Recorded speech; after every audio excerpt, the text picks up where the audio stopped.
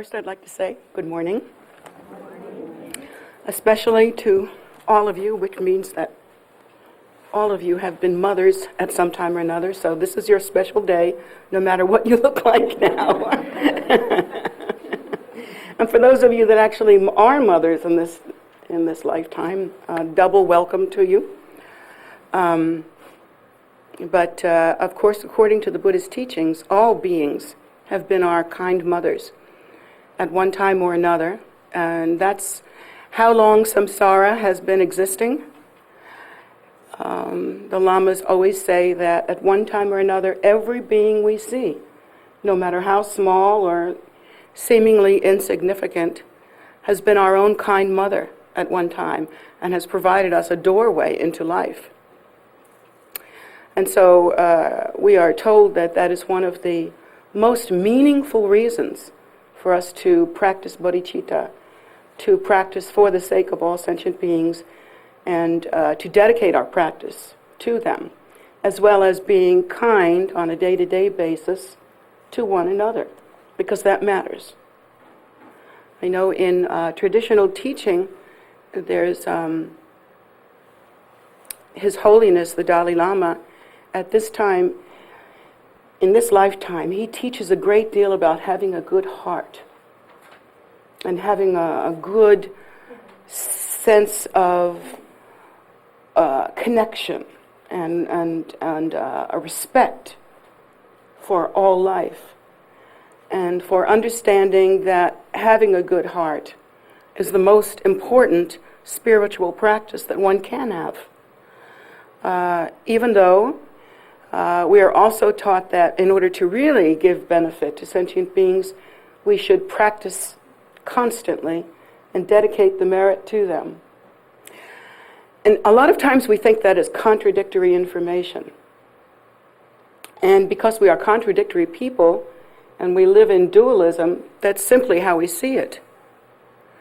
We see it in this way, that the lamas, the high lamas tell us that we should simply sit, meditate, practice, don't ever get up, finish the whole thing, and then that's it. And that's exactly what you should do, except it's a little difficult in these times. And it's very difficult to, there are so many great stories about young practitioners, young ones, like Mandarava at 16. Who practices at 16? That never happens. But there are many stories of young people who simply went into a cave and began to practice, or went into some sort of retreat and began to practice way, way back when. Nowadays, you couldn't even do that because the truant officer would be after you. You have to go to school. And then for older people, a lot of times it was customary to raise one's children, to do the family life, to live the life of a lay person. And then at a certain age, when your children were old enough to not only provide for themselves, but maybe help out a little bit for you, then a lot of older people would simply go into retreat and prepare for the next life. They would have that kind of faith, that that's how you handled life. When you could practice, you practiced. And that's what it was really all about.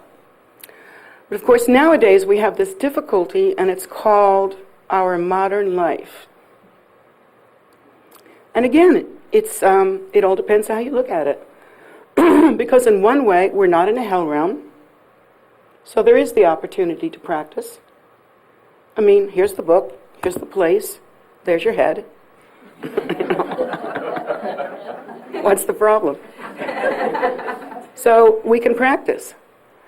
But in another way, we have to go to work, and we think, I've got to rest, and we have all our little things that we have to do, and they're all very important.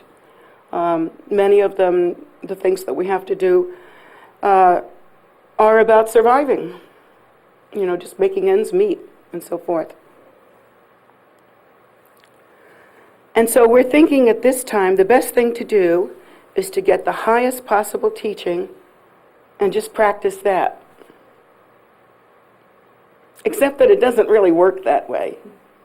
Because in those same times when 16-year-olds would go into a cave, or elder folk, when they completed their ordinary responsibilities, would do the same, go take teachings and then go and meditate and prepare for the next life. Even though life was like that then, in this life we don't have that kind of idea. We think, well, if I can just take one practice, it's almost like the 30-minute sitcom has infected us. You know, the 30-minute show that resolves everything. Like even American Idol, you have somebody every week that you can either laugh at or clap for. So we think, oh, it must be like that, you know, that life is just, you know, you grab what you can when you can.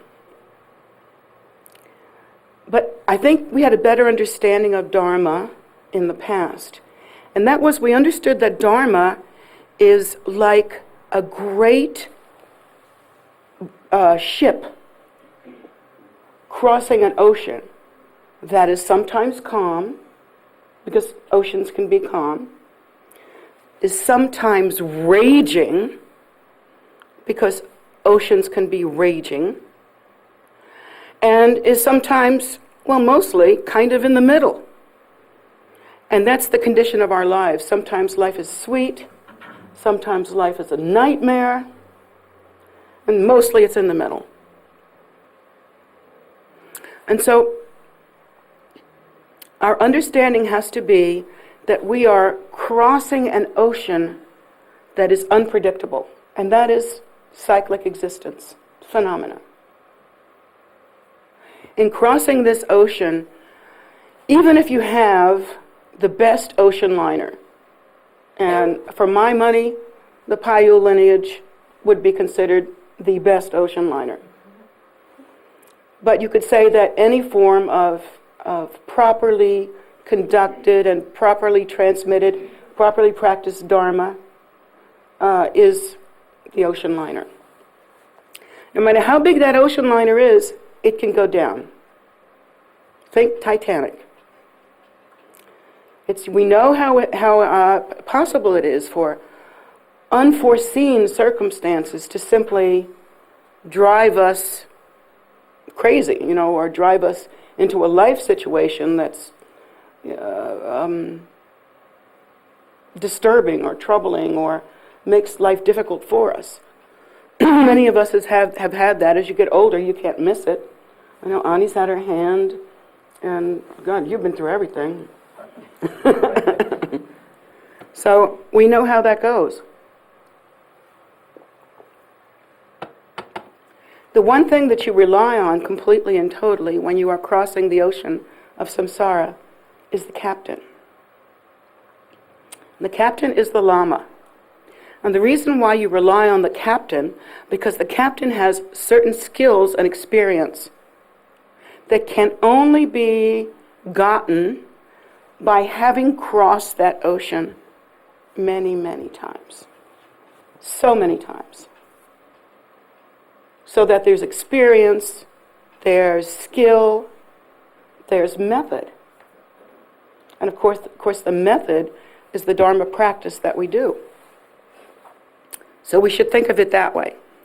We should think that Dharma is the most precious thing, because believe me, if you were in the middle of a hurricane and your boat were going down,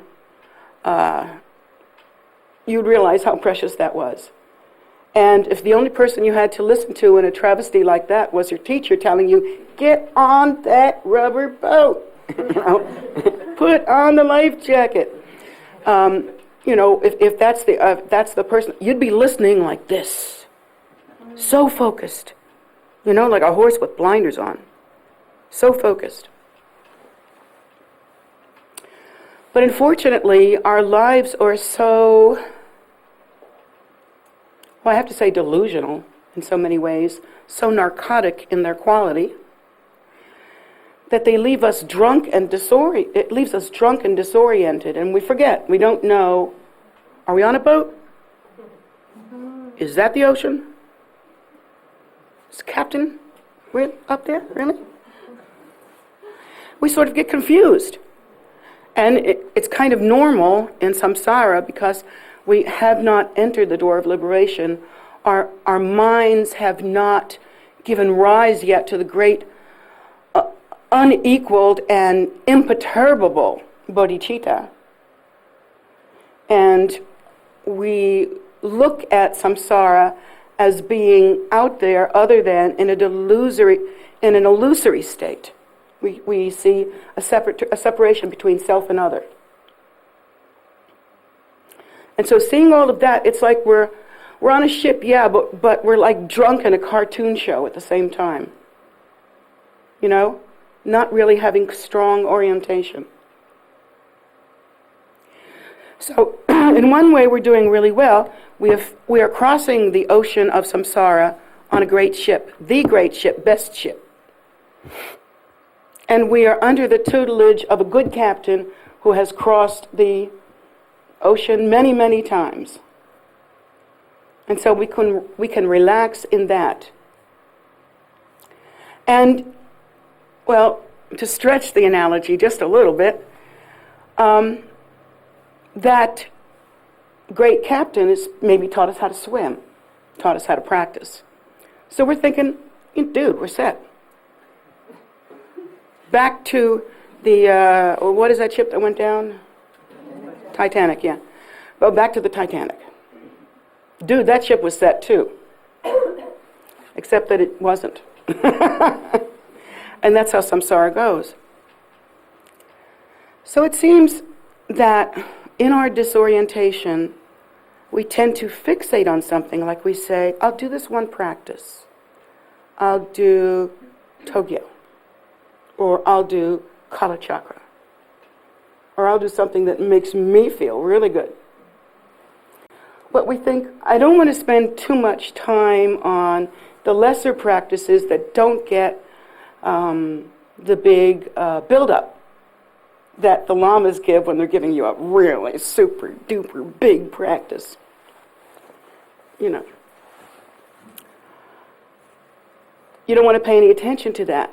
But what I would like to tell you is that it's so important to build a firm and perfect, thoughtful foundation.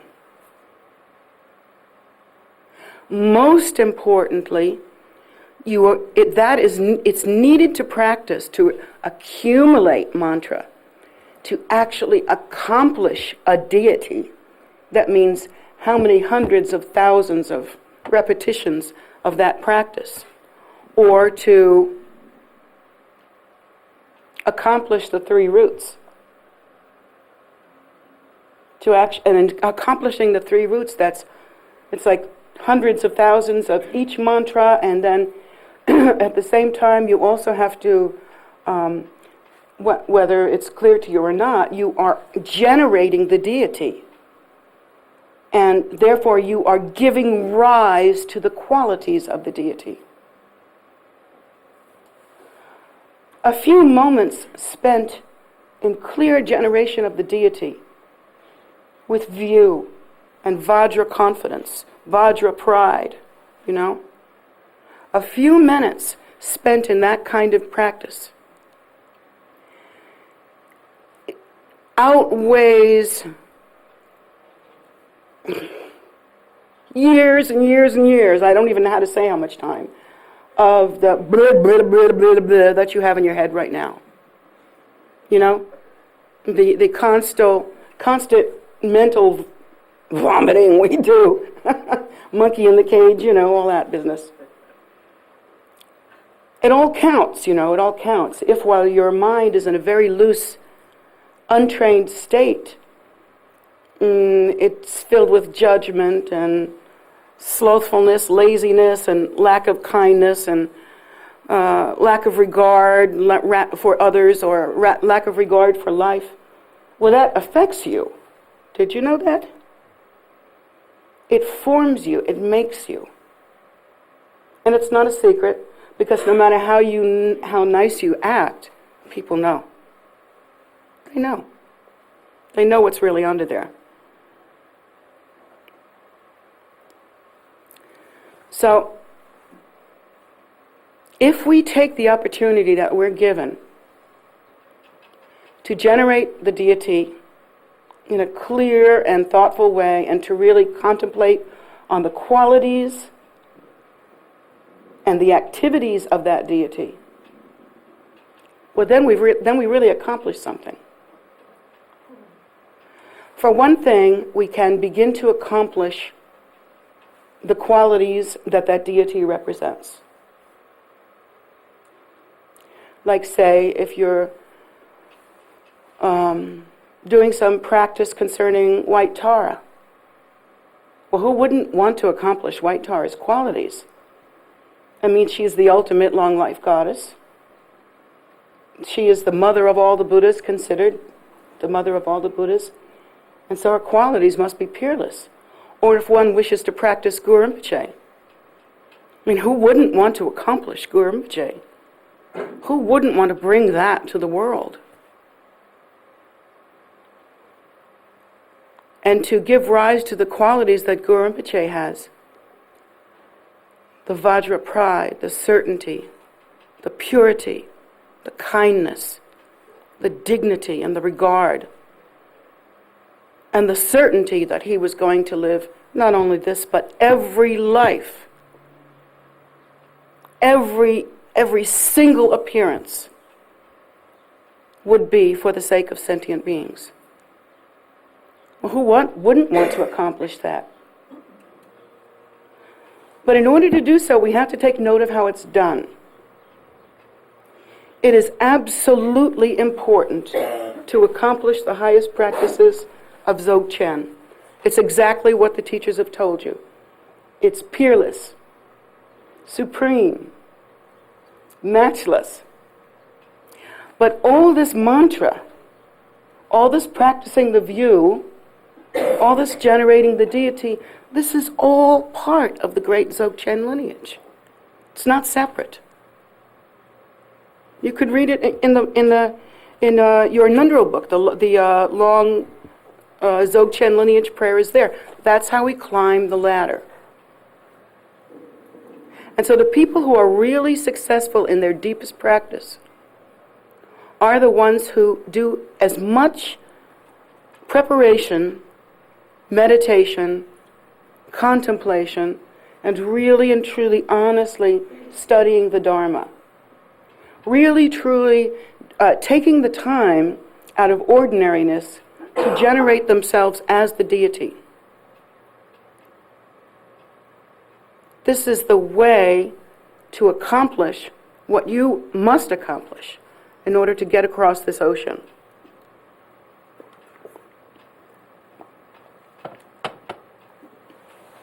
Each of the deities is seen with different postures, different hand implements, different attitudes. It's true, there are like wrathful attitudes, peaceful attitudes, semi-wrathful attitudes. Each of the protectors as well, they hold hand implements and different sort of gadgets and stuff. And this is just not stuff that you make a pretty statue with. They have meaning. Their meaning is a quality, a state of being, an emanation that we should accomplish.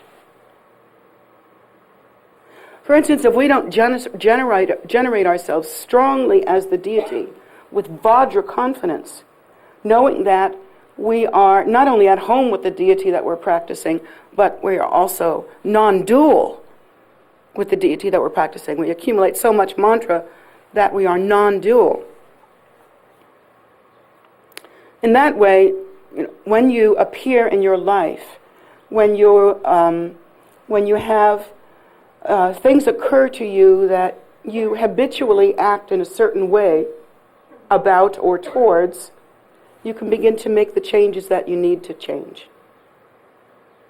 For instance, if you're practicing a form of Tara, one form of Tara is where she makes the 3 precious jewels, mudra, but at the same time, she's like this. Peace. Be still. I am here. Now, what if you could do that? What if you could calm the boiling waters of samsara and say, peace, be still, I am here? Sounds like something out of an old movie, doesn't it? Starring Ben-Hur. No, wait. Something like that. But this is what we're in the game for. We wish to attain liberation. We wish to attain Buddhahood. We don't want to just hang out with, wearing red sheets. What is that? We have great clothes here in America.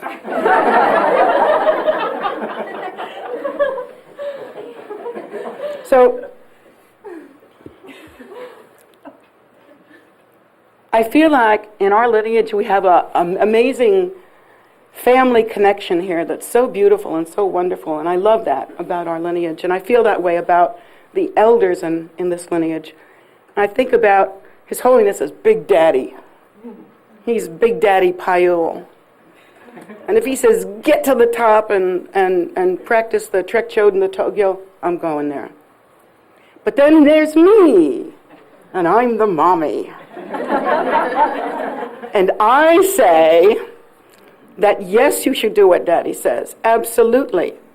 But in the moments when you're not doing that, do what I say. And that is, not only put on your socks and shoes and your gloves and your coat and all that stuff, put on your spiritual armor. Use the opportunity of deity generation and practice in order to accomplish what your goals are for you. You want to give rise to the bodhicitta. You want to give rise to the deathless Vajra body. Whoa, we even have the practice to do that. And we want to, not only that, we want to subdue and overcome our own natural samsara poisons, which are our habitual tendencies in samsara. And the tendencies I'm talking about are the ones that you are training to overcome, hopefully. In some cases, maybe just hiding. But in other cases, I hope, training to really overcome. And that's hatred, greed, ignorance, jealousy, warring pride, fear. Did I say fear? Anyway, those kinds of qualities. That is what we use generation stage practice to perfect ourselves with. To accomplish getting to a place where when we begin to do the deeper Dzogchen practices, the way has been made clear. Channels, winds, and fluids are clear. We are ready. We have qualities. We're different. We're changed.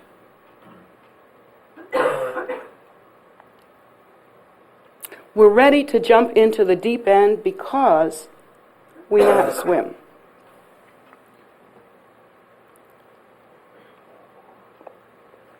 Jumping into the deep end is not such a good idea when you don't know how to swim. And I've seen it for myself. I've seen students that would go in a prideful way. They didn't realize it was prideful because they felt great devotion for the Lama.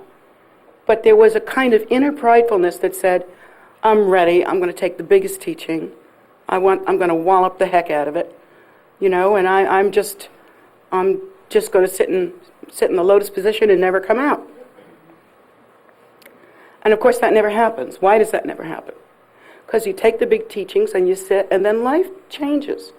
Life says, oh no, I have to work a little more. Or, oh no, one of my children this is happening, or that's happening, or, my house is falling down, or time for a new car, or something like that. Life kind of gets you off track, as it does. Distractions, got family problems. And so while your intention was to sit there in a lotus position in your room and not come out till you were done, just like Big Daddy said, why hasn't it happened that way? Because you didn't do the preparation work. You have to gather merit. The interesting thing about being on the path, that while you're on the path and practicing, you are gathering merit. But it also takes merit to be on the path and to practice. So that if you fall off the wagon, so to speak, and forget to practice, stop practicing, life gets thicker, thicker, thicker. And then when you get back to the books, you go, I'm not even interested in this anymore. Suddenly, life has just taken a turn, and you don't even know it. Or you sit down to your books, and it's like, okay, 2 hours, and then I'm going to go do something else, so hurry up.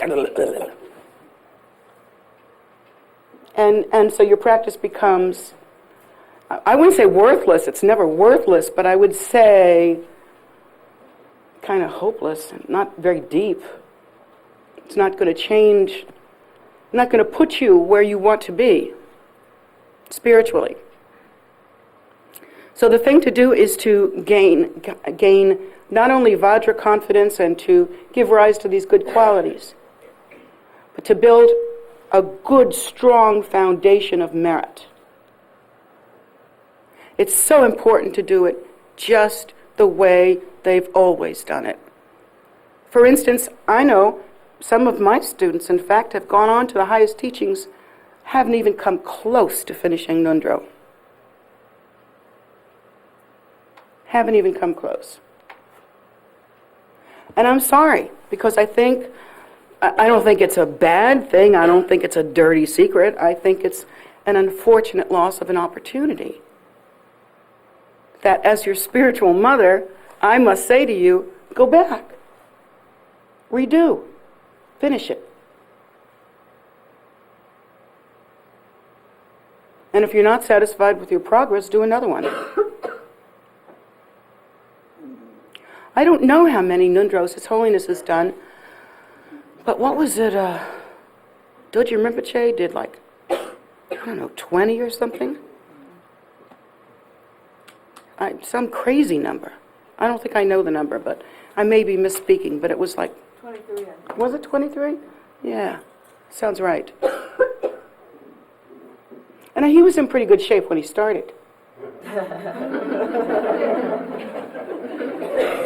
So what do you think his motivation was? Sure, he was dedicating all of the practices to sentient beings, but he was being the very display of Guru Rinpoche, showing us this is how you rise from the muck of samsara as a gorgeous lotus. And then what happened at the end of his life? Nirvana, miraculous signs, of course, again. Then he returns. Now he's a little monk. I think he's probably doing the same thing right now. And we sit around and go, but I'd really like to do the heavier stuff. Because I did some mantra and I'm way past that. Right.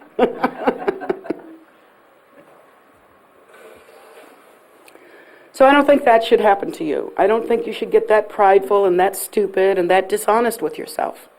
And so as your mom, on Mom's Day,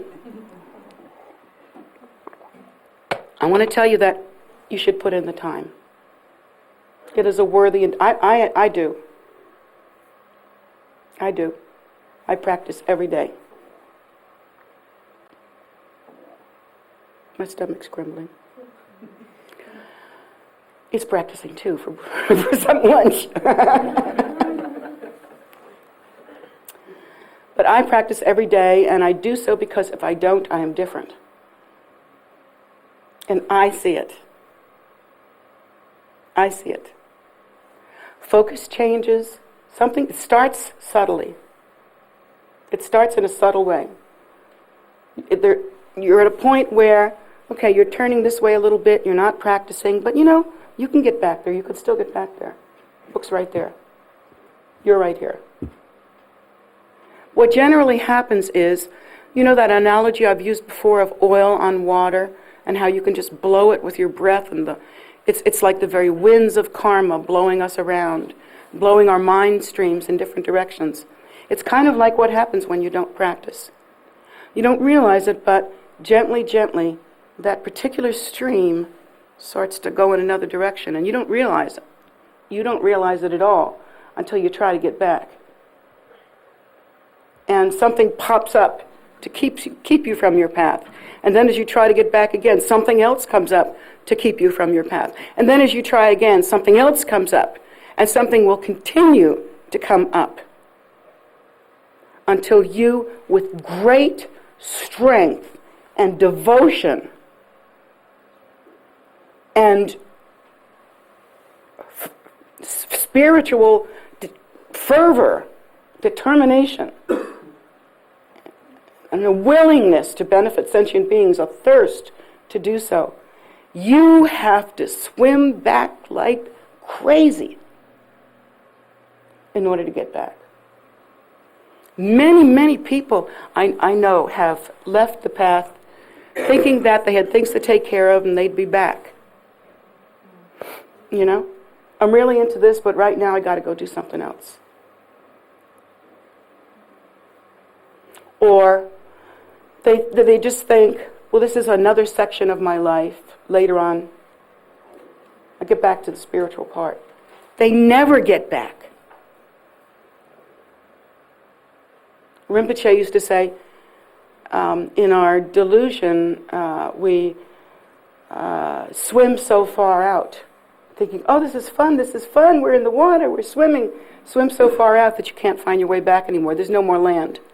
There's no land. And so there we are drowning in the ocean of samsara, and we don't even realize it. We think we're swimming.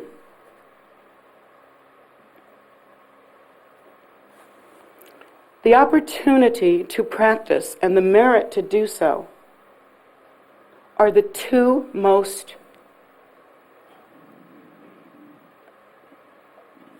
perfect, peerless treasures that you have. And although it's okay to lose an arm or a leg, you'll be all right. Don't lose that. Don't lose the merit and determination to practice.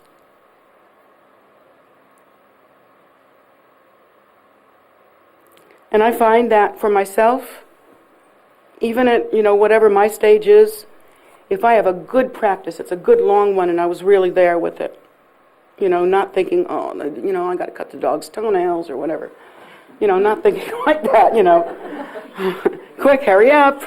I want to go downstairs. I'm tired of sitting here.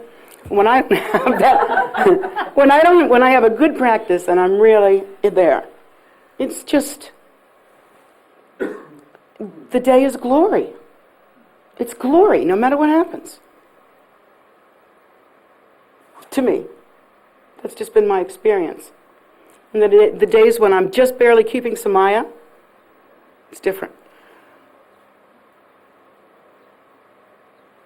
I've come to understand that practicing quietly on my own time and my own space is my gorgeous opportunity to be with the one that I love, the Sambhogakaya Lama. So that's my opportunity. And so I go there for comfort, for strength, for direction.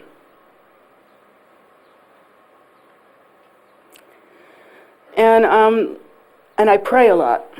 I pray the way the books teach me, but I also pray from my heart. And I do ask for help. I get it.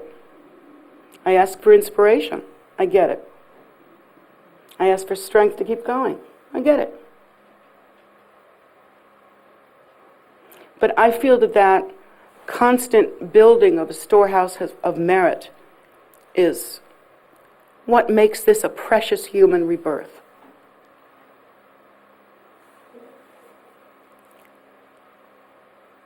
And we shouldn't have rigid ideas about what that should look like either. It's very, very wonderful, for instance, to practice a mantra, even contemplate, or practice giving rise to the bodhicitta, or practicing view when you're out and about doing things. Beautiful. Whatever you're doing, it makes it so much better. And even if you go to see something very beautiful, you see like the Blue Ridge Mountains or, something, oh, this is so beautiful. I'm so glad to be here at this perfect time. Most of us think in our ordinary habits, that's my beautiful time. I'm having this beautiful time. But instead, what if you were to offer what you see as a great mandala to the Buddhas and the Bodhisattvas, and most especially to the Sambhogakaya Lama? What if you were to do that? 2 ways to enjoy that beautiful scene and to gather some merit at the same time.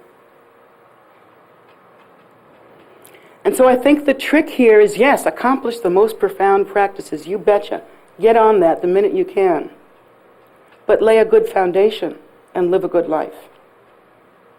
These things are equally as important, and in fact, you can hardly have one without the other. You have to be steadfast in your practice and honest. And your regard for the Dharma and for the captain of the ship has to be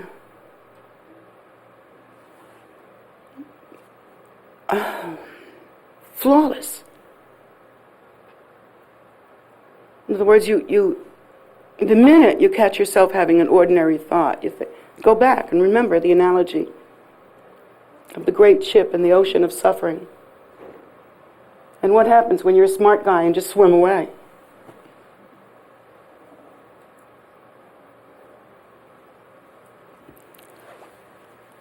Try to remember that above all, as Buddhists we learn cause and result. This is not a magical path. Although it seems magical in its benefit, it seems magical in what you see. It's beautiful. Look at these great tankas. It's just beautiful. But we're not thinking magical thinking.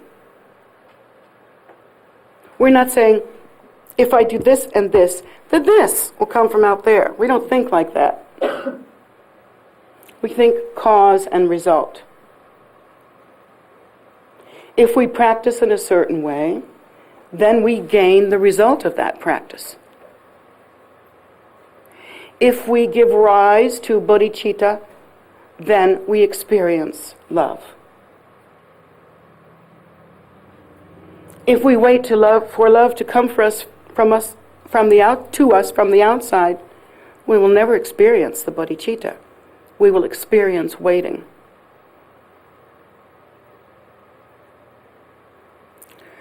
And so our job then is to be conscious, step by step, bit by bit. Don't just fall across the deck of this great ship. Be careful, watch your steps. Where are you? Concentrate. Try to remember that it's about cause and result, and even if people don't know that you are having maybe hateful thoughts inside your mind, they can't tell because you're not saying it out loud. Well, first of all, it's not true. We can all tell, especially your teacher, but others can tell too. They don't know that they can tell, but we all have each other's number. We read it. We should understand and take responsibility for our own poisons. It's not for somebody else to change us. In the same way that no one can die for us or die with us and stay in the same place.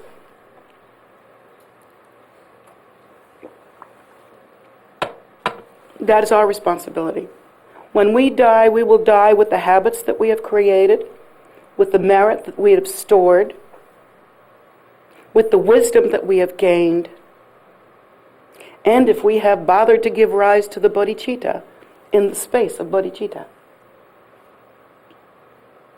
That's how we will die, and that's how we will be reborn. But if we haven't done any of these things, and we're simply waiting for life to work out, or waiting for someone to give us more love, or more money, or more satisfaction in some way, that's it. What did you learn during your whole life except waiting? So you live and die in that kind of condition. We understand as Buddhists that the causes that we create will bring result. That's good news if you're practicing Dharma, and bad news if you're not practicing Dharma. But mostly the main thought is that Buddha is in the palm of your hand. Just like it says in our lineage prayers. In the same way that you can't figure out where your self is it in your hand? Maybe it's in your eyes, up your nose, in your ear. Where is yourself? Well, we don't know where that is, but we do know that the Buddha nature is all-pervasive. And that you have been given this opportunity to gather merit, break through, and accomplish. And I'm asking you not to waste it on stupid stuff.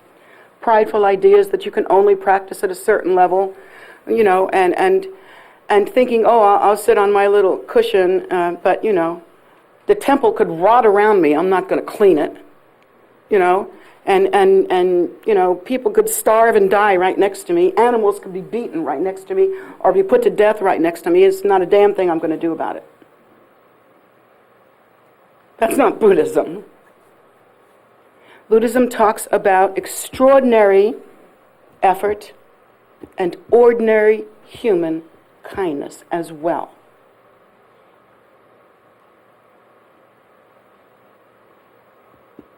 So we have many opportunities. With this, I have made sure that we have many opportunities to serve, to benefit others. I remember one time when Atira was really little, excuse me. She was really scared of spiders. Well, yeah, but not as bad. You don't know the screams. There was a certain scream that Atira would make that was a spider scream. It was like ear-splitting. It was the come fast, I'm dying scream. But eventually she learned that little bugs were little creatures and that they were deserving of compassion as well. And then she even tried to work with some of her fear about spiders by understanding that they are totems. And so whenever she sees a spider, she thinks, oh, there must be a message. So that's pretty cool. But most of all, what she learned to do was to respect little buggies and thingies like that as beings who have within them the Buddha nature as well. So while other kids would squish bugs and stuff like that, she would pick them up oh so carefully and carry them outside and blow Om Mani Padme Hung on them and then go whoa all the way in.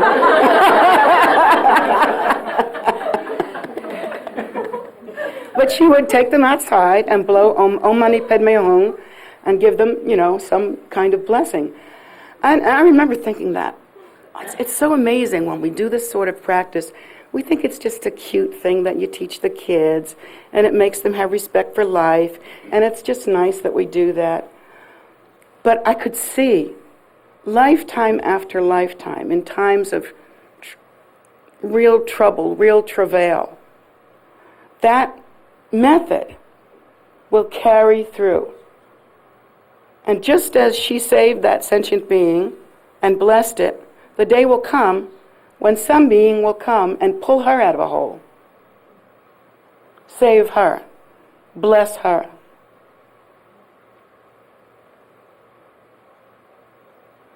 And I know for myself, I always try to make sure the creatures around me are fed and watered and cared for, to the distraction of many of the people that help me.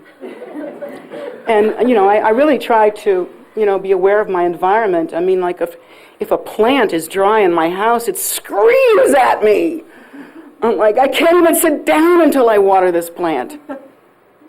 I mean, this to the dismay of my handlers, believe me.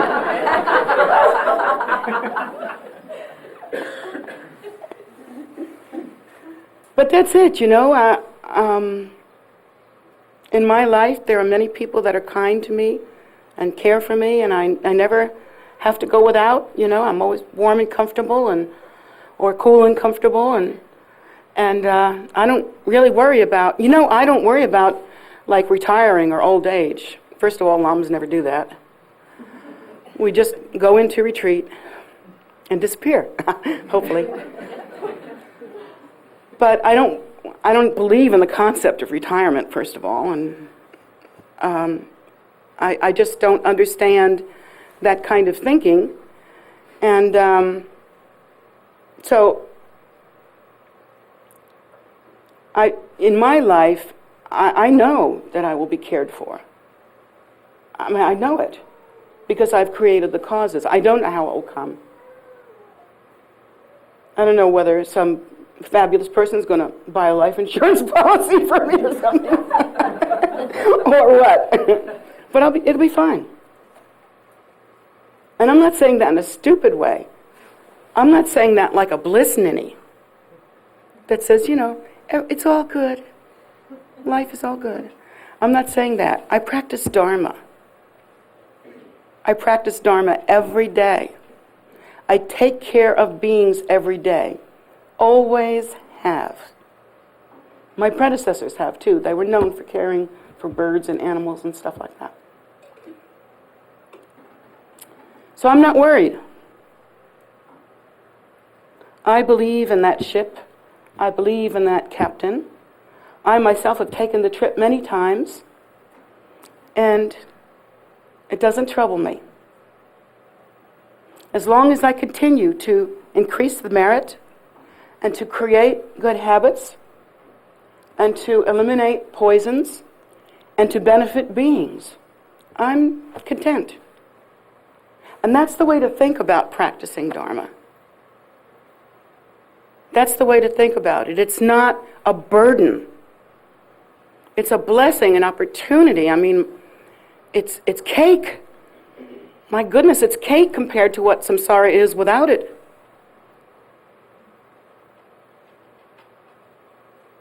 The great thing about it is that if you practice Dharma and create merit, you can make a better tomorrow. You don't know when it will ripen, but you just keep going. Doesn't matter. And you don't stop. And your effort should be, yes, heroic, but more consistent. Every day. That is the jewel, the nugget, the center of your day. And if you're sitting here listening to this and you don't practice Dharma, then you're swimming backwards, making a mistake. But it's so simple because you really don't have to sit down and do, the most difficult practice every single minute. You can be practicing right this minute, right now, staring at me, in your mind, You can be practicing devotion, guru yoga, giving rise to the bodhicitta, eliminating judgment, eliminating fear, giving rise to compassion for all beings. And so that's the way. It's a method. There is cause and result. You don't wait for your ship to come in or wait for Santa Claus to deliver or wait for some great event where we all start singing the Hallelujah chorus together, because that's magical thinking, and you'll die waiting. The Buddha has taught us basically in many different ways that the point of power, cause and result, are in this moment. Cause and result arise interdependently. When you give rise to a cause, you also give rise to the result. It may be separated by time, may be separated by karma, may be separated by lifetimes, but it will rise. There's no doubt about it. And right now, for the most part, you are experiencing the karma from previous lifetimes. So you can look in the mirror and say, well, I must have done something right. I'm wearing the robes. Well, don't stop there by looking in the mirror, will you? I mean, look there long enough and the view stinks. So just realize that you have this opportunity. I mean, really take hold. You must have worked so hard for this. And here you are. And you can give rise to cause and result in this very moment, that will change not only this life, but every future life until samsara ends. The point of power is in the present. The present is this moment, not yesterday, not tomorrow, not 3-year retreat someday when you're in your 70s. It is now. This now, this today. Generate the deity, give rise to the bodhicitta, gather merit, and continue to practice sequentially, stage by stage, until you achieve what you can achieve, which is recognition of the primordial state and true liberation, so that you too can return for the sake of beings for their future happiness. So that's it. It's that simple. Simple and hard. Simple because you have the power in your hands.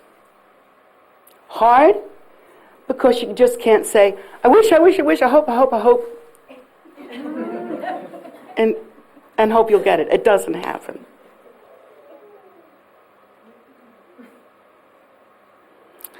So I hope you get it. Just like I see some people getting it. I see some people going, whoa, I've been really off track, and now I'm really getting back on track. Like this.